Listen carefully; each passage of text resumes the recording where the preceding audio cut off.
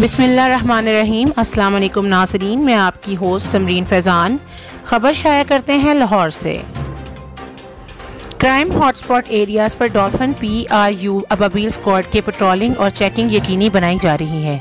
DIG operation Sajid Kiyani. खिदमत खल्क के जज्बे के तहत सर्विस डिलीवरी मज़ीद बेहतर बनाने के लिए मौअस्सर इक़दामात अमल में ला रहे हैं। मई के दौरान डकैती और चोरी की वारदातों में मुलव्वस 98 गैंग के 221 मेंबरान को गिरफ्तार किया गया।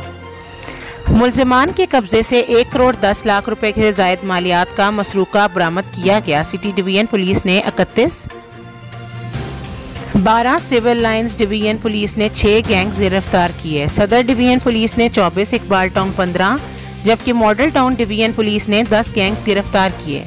गिरफ्तार मुल्ज़िमान सरका बिलजब्र, नकबजनी, चोरी जैसी वारदातों में मुलव्वस थे।